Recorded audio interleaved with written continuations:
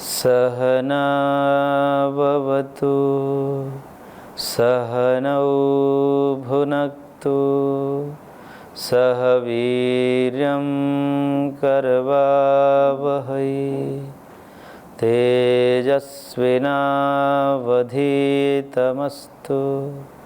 मा विद्विषावहै। ॐ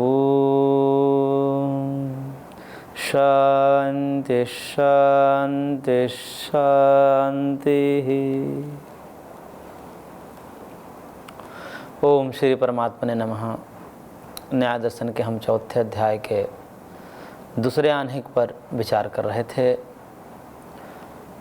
जिसके प्रथम प्रकरण के अंतर्गत हमने 3 सूत्र देखा था। 3 सूत्र का ही ये प्रकरण है।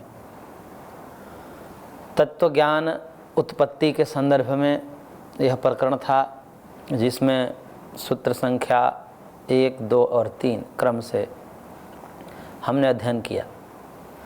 इन सूत्रों के माध्यम से महर्षि ने यह बताया कि ये जो दोष हैं, राग, द्वेष और मोह, ये जो दोष कहलाते हैं, इनका कारण कहा कि पूर्व आह्निक में बता चुके हैं कि ये संकल्प से उत्पन्न होते हैं, और इसमें भी उसकी आवृत्ति की गई है कि यह संकल्पकृत है। संकल्पकृत का तात्पर्य है कि मिथ्या संकल्प, मिथ्या ज्ञान, अर्थात जो सुख के साधन नहीं है, जिसमें यथार्थ सुख नहीं है, उसमें सुख की परिकल्पना कर लेना, उसमें सुखत्व बुद्धि कर लेना, यह मिथ्या संकल्प है। और यही मिथ्या संकल्प रागादि दोषों को उत्पन्न करता है। और हटता कैसे है? तो इसके लिए प्रथम सूत्र में ही महर्षि ने कहा कि दोष निमित्तानां तत्व ज्ञानात् अहंकार निवृत्ति, कि ये तत्व ज्ञान जो है, तत्व ज्ञान का तात्पर्य यहाँ पर आत्मज्ञान से है, यानी कि जड़ और चेतन का पृथक पृथक ज्ञान हो जाए, आत्मा और देह आदि का जो पृथक पृथक ज्ञान हो जाए। मैं देह नहीं हूँ, आत्मा हूँ, इस प्रकार का ज्ञान हो जाए। उस तत्व ज्ञान से यह जो अहंकार है, ये जो अहंकार अर्थात मैं पने का बोध, मुझको इसमें सुख हो रहा है, मुझको इसमें दुख हो रहा है, जो सुख की सामग्री है उसमें दुख समझना, और जो दुख की सामग्री है उसमें सुख समझना, ये अहंकार है, मिथ्या अहंकार। अहंकार का तात्पर्य मिथ्या अहंकार, अहंकार मिथ्या ही होता है। इसलिए उस तत्व ज्ञान से अहंकार की निवृत्ति हो जाने के अनंतर दोष नष्ट हो जाते हैं।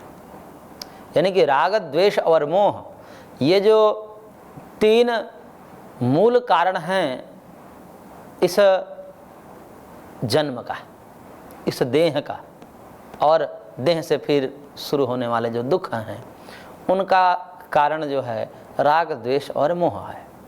और ये राग, द्वेष, मोह तत्वज्ञान से अहंकार निवृत्ति पूर्वक हट जाता है। पहले अहंकार निवृत्त होगा, और अहंकार जब निवृत्त हो जाएगा तो अपने आप दोष सारे हट जाएंगे। तो ये क्रम है, तत्वज्ञान पहले होगा, फिर अहंकार की निवृत्ति होगी, फिर दोष हट जाएगा।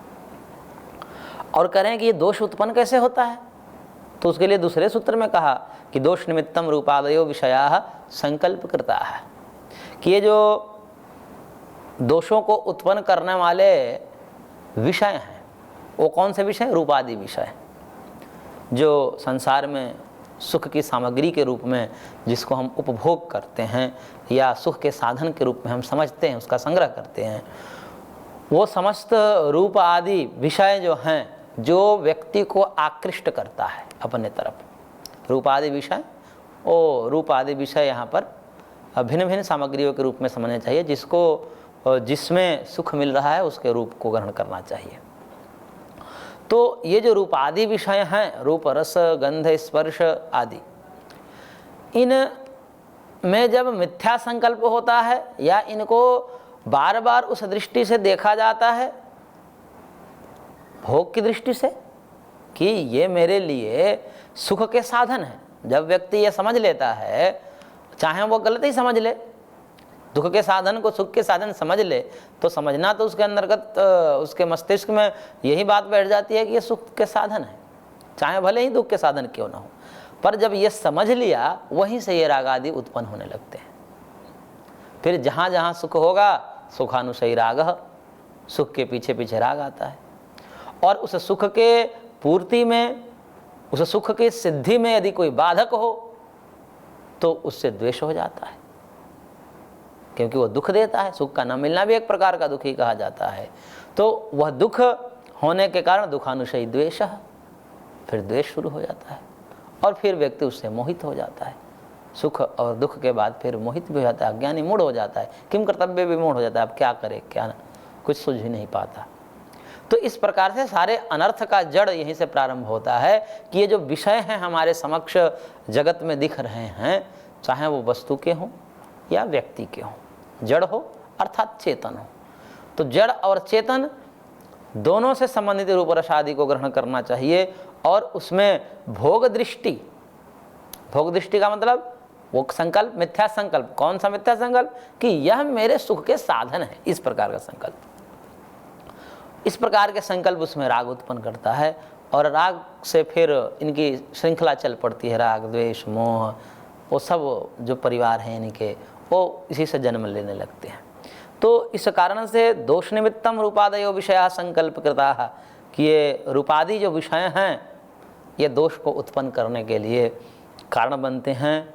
और वो कैसे? संकल्प कृता है। विषय तो हैं, हमारे समक्ष भी विषय होते हैं, सामान्य व्यक्ति के समक्ष भी विषय होते हैं और योगी के समक्ष भी विषय होते हैं। एक साधक, एक तपस्वी, एक सिद्ध महात्मा के समक्ष भी वही विषय होते हैं। ऐसा नहीं है कि उनके लिए सृष्टि बदल जाती है, सृष्टि तो वही रहती है। और सृष्टि के अंतर्गत जो पदार्थ हैं उनके रूप रस गंध आदि विषय भी उसी प्रकार के रहते हैं, साधक के सामने भी और सामान्य व्यक्ति के सामने भी। परंतु साधक उन विषयों में अहम वृत्ति नहीं करता है, संकल्प नहीं करता, यानी कि यह मेरे सुख के साधन, इस प्रकार का संकल्प नहीं करता, क्योंकि उसकी दृष्टि अलग होती है। उसके लिए योग दर्शन में कहा भी गया है कि उसके लिए तो परिणाम, ताप, संस्कार, दुःखैर गुण वृत्ति विरोधाच दुःखमेव सर्वम विवेकिनः। सांख्य में भी कहा कि तदपि दुख सबलमिति दुख पक्षे निक्षिपन्ते विवेचकाः, कि जो विवेकी हैं, जो योगी जन हैं, जो साधक हैं, जो तपस्वी हैं, वह जो सामान्य रूप से व्यक्ति जिसको सुख का साधन समझता है, साधक उसको दुख समझता है। इसलिए दुख पक्षे निक्षिपन्ते विवेचकाः, योगी जन, विवेकी लोग जो होते हैं, उस सुख की सामग्री को भी, जो हम सुख की सामग्री जिसको समझते हैं, उसको भी दुख ही समझते, दुख में ही फेंक देते हैं, यानी कि दुख की कोटि में ही उसको डाल देते हैं। और डाल करके फिर क्या सोचते हैं कि ये हमारे लिए त्याज्य है, क्योंकि जब उसमें सुखत्व बुद्धि करेंगे, सुख की साधन है, इस प्रकार की बुद्धि करेंगे तो वो तो ग्रहणीय हो जाएगा, उपादेय हो जाएगा। परंतु जब वो यह सोचेंगे कि नहीं, यह अंततः परिणाम में दुख देने वाला हो या किसी प्रकार से इसका परिणाम दुखदाई है और इसके संस्कार भी बनने वाले हैं, तो पुनः संस्कार से फिर वो उसी के तरफ हमको प्रेरित करेगा, फिर वही क्रम चलने लगेगा। इस कारण से वो सोच करके इन सब को, जो हम दुख नहीं समझते हैं प्रायः, उन पदार्थों को भी वह दुख ही समझता है। तो जब उसमें उसकी बुद्धि अलग हो गई, उसकी भावना अलग हो गई, सामान्य व्यक्ति जिसमें सुखत्व बुद्धि देखता है, वो उसमें दुखत्व बुद्धि देखता है, वो दुख का साधन देखता है।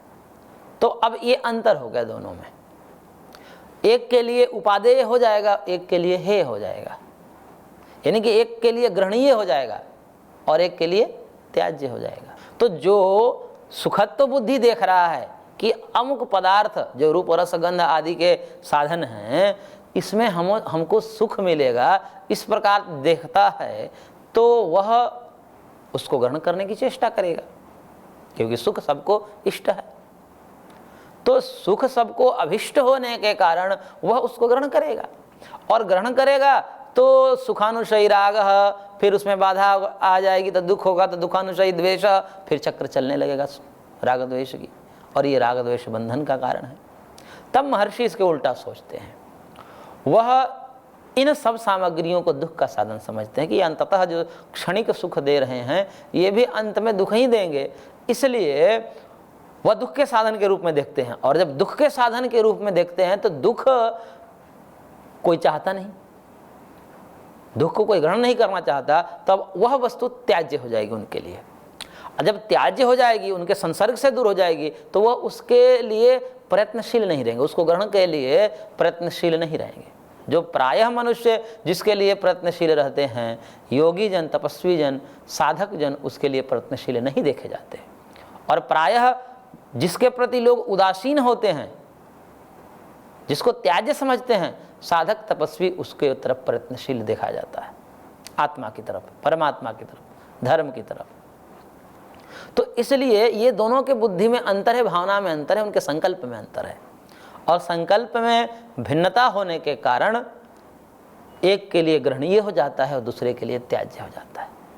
और जब साधक के लिए त्याज्य होता है, त्याज्य का मतलब वो संसर्ग ही नहीं करेगा, उन संसाधनों का उपभोग ही नहीं करेगा, या उसके लिए, उसको प्राप्त करने के लिए, उसको पकड़ने के लिए कोई चेष्टा ही नहीं करेगा। क्यों? क्योंकि दुख की सामग्री को कौन पकड़ना चाहता है, वो उसमें दुख देख रहा है, इस कारण से वह उसे पकड़ेगा ही नहीं, उसके तरफ भागेगा नहीं। जब उसके तरफ भागेगा ही नहीं, तब उससे होने वाले जो राग द्वेष है उसको कैसे सताएगा? जब उसके साथ चिपकेगा, उसके साथ संग्रह करेगा, उसके साथ संपर्क बनाएगा, तब तो उसके साथ जो आने वाले राग द्वेष हैं वो उसको पीड़ित करेंगे। परंतु जब उसके साथ कोई संपर्क ही नहीं करेगा, तो उसके साथ आने वाले जो राग द्वेष आदि विकार हैं वो उसको छू नहीं पाएंगे। और इस तरह विषयों का त्याग करते करते, जिसको योग की भाषा में प्रत्याहार कहा जाता है, स्विषया संप्रयोग चित्तस्य स्वरूपानुगार इवेन्द्रियाणाम प्रत्याहार, महर्षि पतंजलि ने कहा कि इंद्रियों को विषयों से दूर करें, उसको संबंध न बनाने दे, जो आवश्यक है जीने के लिए उसको उसी भाव से ग्रहण करें कि ये जीने के लिए आवश्यक है, परंतु हमारा उद्देश्य कुछ अलग है, इससे सुख लेना उद्देश्य नहीं है। साधक के लिए सुख लेना उद्देश्य नहीं होता, क्योंकि सुख लेना यदि उद्देश्य हो जाए तो फिर उसमें ही अपना कल्याण समझेगा और फिर उससे ऊपर आत्मा की तरफ, परमात्मा की तरफ नहीं जा पाएगा। आत्मा और परमात्मा की तरफ जानने के लिए, उसके ओर प्रवृत्त होने के लिए सबसे पहले तो ये समझना पड़ेगा कि परमात्मा ही सबके लिए, हमारे लिए कल्याणकारी हैं। परम इष्ट परमात्मा ही हैं, समस्त सुखों का साधन, समस्त सुखों का धाम परमात्मा ही हैं। ऐसा जब व्यक्ति बुद्धि करेगा तभी तो उसके पास जाएगा, और ये बुद्धि नहीं है किसी के अंदर तो क्यों जाएगा? उसकी बुद्धि कहाँ हो गई कि हमारे लिए समस्त सुखों का आधार ये विषय हैं, रूप रस गंध आदि विषय हैं, यही हमारा कल्याण करेंगे, इन्हीं से हमें सुख मिलेगा। तब वो व्यक्ति वहीं पर ठहर जाएगा, और वहीं पर ठहर जाने के कारण फिर उसको राग द्वेष होंगे, और राग द्वेष से फिर वो प्रक्रिया शुरू हो जाएगी जन्म मरण वाली।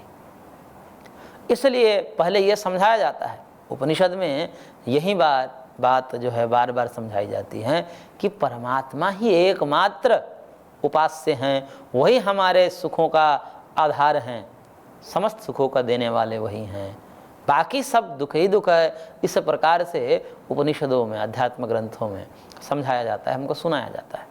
तो जब यह बात निश्चय हो जाती है कि परमात्मा ही समस्त सुखों के धाम हैं, तब बाकी सब तो गौण हो ही जाता है। सबसे सर्वोच्च हम जाने का प्रयत्न करते हैं, सबसे ज़्यादा सुख जहाँ है, सबसे कल्याणकारी जो हमारे लिए है, उसकी तरफ प्रवृत्ति लोगों की होती है। और शास्त्रकार जब सुनाते हैं, गुरुजन जब सुनाते हैं कि परमात्मा ही समस्त सुखों का आधार है, वही हमारा सबसे सर्वोच्च प्राथमिकता है, तब जाकर के व्यक्ति सर्वोच्च पर जाना चाहता है, तब ये विषय गौण हो जाते हैं। तो इस प्रकार से दोष निमित्तम रूपादयो विषया संकल्प करता है, ऐसा दूसरे सूत्र में कहा। और फिर कहा कि यह जो संकल्प हैं, यानी कि मिथ्या संकल्प हो रहा है, मिथ्या संकल्प का मतलब यही हमने समझाया कि जो हमारे लिए सुख के साधन नहीं है उसमें सुख देखना, सुख का साधन समझना उसको, और जो सुख के साधन है उसको दुख का साधन समझना। तो यह मिथ्या ज्ञान है, यह मिथ्या संकल्प है, मिथ्याभिमान है। और यह भी मिथ्याभिमान क्यों होता है? तब उसके लिए तीसरा सूत्र, जो अंतिम सूत्र था इस प्रकरण का, उसमें कहा कि तन निमित्तम तु अवयव्यभिमान, कि इसका भी जो निमित्त है, कारण जो है, वह अवयवी का अभिमान है। अवयवी का अभिमान का मतलब दो चीज़ें होते हैं। ये पूर्व में भी बातें आई हैं और इसके बाद विस्तार से भी पुनः एक बार ये प्रकरण आएगा अवयव और अवयवी का। तो दो चीज़ें होते हैं, एक अवयव होता है और एक अवयवी होता है। जैसे ये शरीर है, तो शरीर को हम एक मानते हैं, एक शरीर है हमारे पास, सबके पास एक एक शरीर है, तो एक शरीर मानते हैं, तो उसको हम एक इकाई के रूप में, एक अवयवी के रूप में समझते हैं। यानी कि अवयव होते हैं बिखरे पड़े, अवयव बिखरे होते हैं, लेकिन अवयवी संगठित होता है, एक होता है। जैसे हस्तपाद आदि ये अवयव हैं, तो ये कहीं और हैं, ये कहीं और हैं, और सब मिलकर के एक अवयवी का निर्माण शरीर कर दिया। तब अब हम उसको अवयव के रूप में नहीं देखते, अवयवी के रूप में देखते हैं। अवयव के रूप में हम नहीं देखते, क्योंकि यदि अवयव के रूप में हम देखेंगे तो अवयव तो कई हैं, हाथ दो हैं, पैर दो हैं, अंगुलियां 20 है। तो अवयव अनेक होने के कारण यदि अवयव से अतिरिक्त एक अवयवी हम नहीं मानते तो फिर शरीर भी अनेक हो जाता। जितने अवयव उतने अवयवी का कथन होने लगता, उतने शरीर का कथन होने लगता। परंतु ऐसा तो नहीं होता है, एक ही शरीर कहा जाता है। तो यह जो एक शरीर कहा जाता है उसका आधार क्या है, किस आधार पर कहा जाता है? तो इस पर चिंतन किया गया और कहा गया कि ये जो अवयव हैं, जितने हस्तपाद आदि अवयव हैं, या उसके भी मूल में हम जाएंगे तो परमाणु हैं, तो वो सारे के सारे परमाणु मिल करके, संगठित होकर के एक शरीर का निर्माण करते हैं। अब यह जो शरीर है उस परमाणुओं से भिन्न है, परमाणुओं से भिन्न है। क्यों है? क्योंकि यदि परमाणु रूप ही माने, यानी कि शरीर को परमाणुओं से अलग न माने, परमाणु रूप ही माने, अवयव अवयवी की परिकल्पना में आगे इसका विस्तार से किया जाएगा, तो उसमें यह समस्या आएगी कि केवल हम यदि अवयवों के संगठन को ही शरीर माने, अवयव के संगठन को ही शरीर माने, और वह संगठन अवयव से पृथक न हो, भिन्न न हो, अवयव रूप ही हो, तब यह समस्या आ जाएगी। जितने अवयव हैं उतने शरीर हो जाएंगे। फिर ये शरीर में एक शरीर है ऐसा कहा जाता है, ये पुस्तक में एक पुस्तक है ऐसा कहा जाता है। तो पुस्तक को उस पन्नों से अलग मानना पड़ेगा ना। इसके जो अवयव हैं, ये जो पृष्ठ हैं इसके, इनसे जो है अलग मानना ही पड़ेगा, क्योंकि इसमें तो पृष्ठ बहुत सारे हैं। तो बहुत सारे पन्नों के होने का कारण बहुत सारे पुस्तक की परिकल्पना करनी पड़ेगी, लेकिन ऐसा तो नहीं कहा जाता, एक ही कहा जाता है। तो इस एकत्व का आधार क्या है? तब यही कहा जाता है कि सारे अवयव मिलकर के एक अवयवी का निर्माण करते हैं। सब अवयव बिखरे पड़े हैं तब तो अवयव रूप में हैं, परंतु जब वो संगठित हो जाते हैं, वो भी संगठन किस प्रकार का? संगठन समुदाय नहीं कि उसको इकट्ठा ऐसे रख दिए तो संगठन हो गया, नहीं, विशेष संयोग करा करके उसको संगठित कर दिया जाए, तब वह एक वस्तु का निर्माण करता है। वह जो वस्तु का रूप अंततः आता है उसको अवयवी कहा जाता है, और वह एक होता है। अवयव बहुत सारे होते हैं, अवयवी एक होता है। तो बहुत सारे अवयव कारण हैं और अवयवी कार्य है, दोनों में कारण कार्य भाव संबंध है। तो कारण कार्य भाव संबंध होने के कारण, अवयवी ज्यादा होने के कारण, या अवयवी ज्यादा होने पर भी जब वह संगठित होकर के एक अवयवी का निर्माण करते हैं, तब जाकर के हम कहते हैं कि वह एक वस्तु है, तब उसमें एकत्व संख्या आती है। अन्यथा एकत्व का ज्ञान मिथ्या ज्ञान हो जाएगा। यदि कोई अवयवी को ना माने तो एकत्व ज्ञान ही मिथ्या हो जाएगा। तब महर्षि कह रहे हैं कि अवयव और अवयवी दो चीजें होती हैं, और यह जो परस्पर राग द्वेष उत्पन्न होते हैं, मिथ्या संकल्प उत्पन्न होते हैं, कि जो हमारे लिए दुख की सामग्री है उसको हम सुख के रूप में देखते हैं। इसे देखने का कारण क्या है? तो सबसे पहले महर्षि ने कहा अवयवी का अभिमान। अवयवी का अभिमान शरीर को लेकर के कहा गया है, क्योंकि इन जो वासनाएं हैं उन वासनाओं में काम वासना सबसे प्रबल मानी जाती है। तो उसके आधार पर कहा कि ये जो कामनाएं हैं, ये वासनाएं हैं, ये उत्पन्न इसलिए होती हैं क्योंकि हम इसको अवयवी के रूप में देखते हैं, अवयव पर ध्यान नहीं देखते।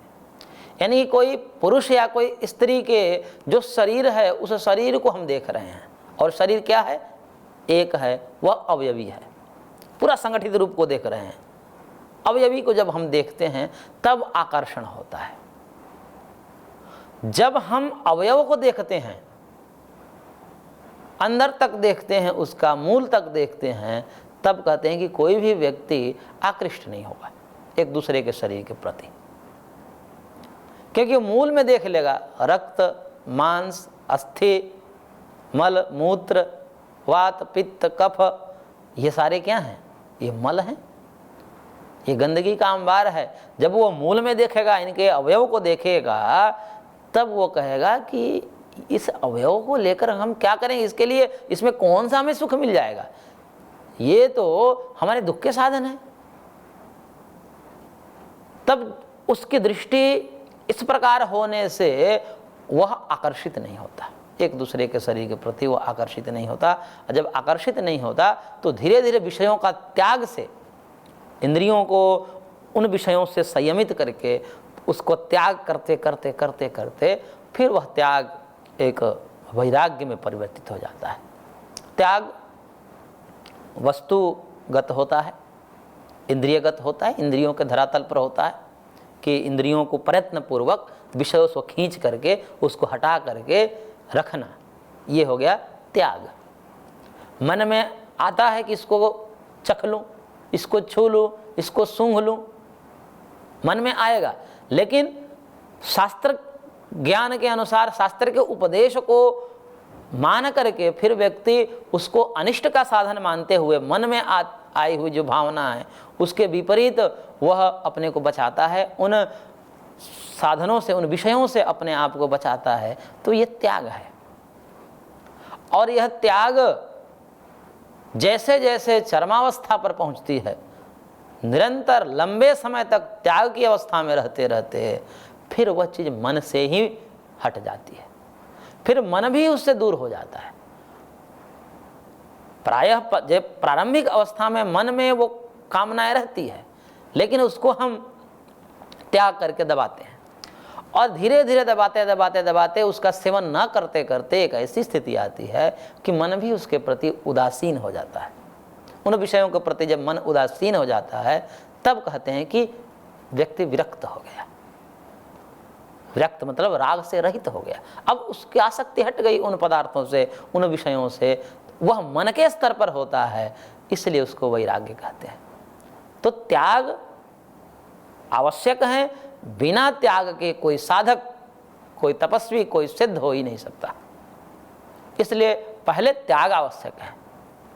मन में विषय की कामना रहते हुए भी मन में विषय भोग की वासना उत्पन्न होगी, उठेंगी, परंतु शास्त्रकार कहते हैं कि उसको त्याग करिए, उससे दूर रहिए, इंद्रियों का संपर्क उन विषयों के साथ मत कराइए।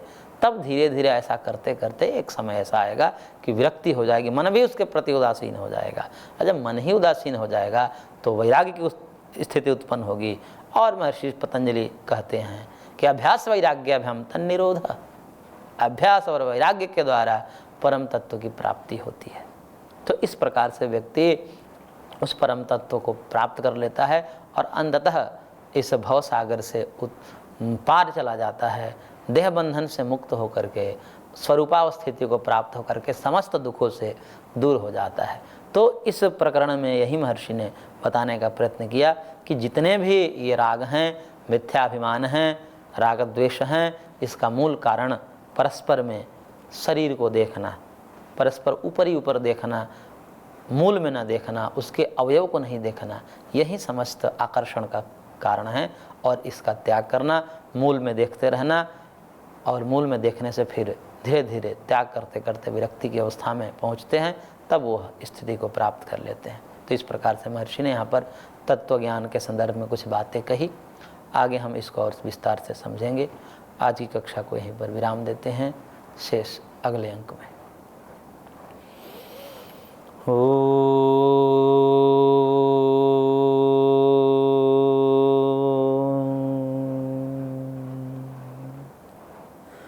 शांति शांति शांति।